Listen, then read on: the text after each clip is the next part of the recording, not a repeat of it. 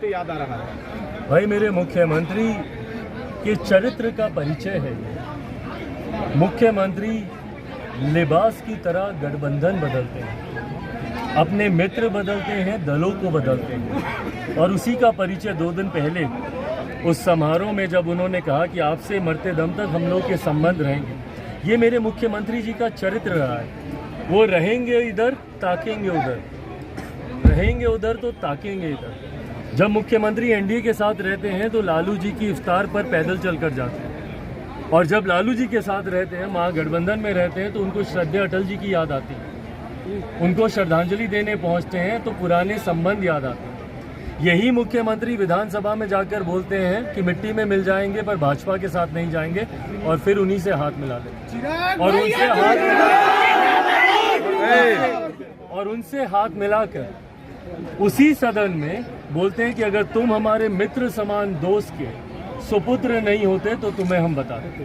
तो जो मुख्यमंत्री बात बात पर अपने शब्दों को बदले, अपने ही सोच के विपरीत कार्यों को वो करें, लिबास की तरह गठबंधन बदले, तो वो मुख्यमंत्री की विश्वसनीयता ही नहीं है। और यही कारण था 2020 में जो इनके राष्ट्रीय अध्यक्ष बोलते हैं ना कि चिराग मॉडल, चिराग मॉडल, चिराग मॉडल यही था।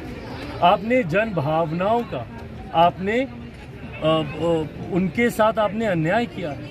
आपने 2 बार आपने जनादेश का आपने अपमान किया। आज का जनादेश कोई महागठबंधन के लिए थोड़ी है भैया, एनडीए के लिए था। सरकार आप चला रहे महागठबंधन के साथ। 15 का जनादेश महागठबंधन के लिए था तो सरकार आपने चलाई एनडीए के साथ। तो जो मुख्यमंत्री अपनी विश्वसनीयता पूरी तरीके से खो चुके हों, बिहार की जनता अब उन पर विश्वास नहीं करेगी।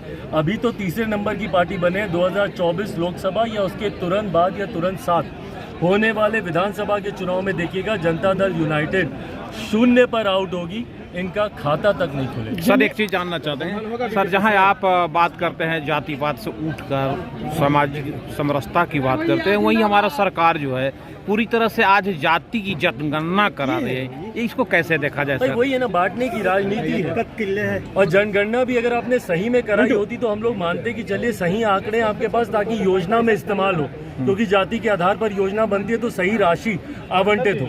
पर बंद कमरे में आपने जनगणना की, और जाति के नाम पर आज की तारीख में जिस तरीके से बिहार को आपने भाई भाई को अलग किया हुआ, आज की तारीख में हर कोई एक दूसरे को बोलकर अच्छा तुम तो 2% ही हो, तुम तो 3% हो, अच्छा तुम इतने प्रतिशत हो, तुम इतने प्रतिशत हो। इस तरीके से बिहार में बिहारी छोड़कर आपने बिहार को सब बना दिया।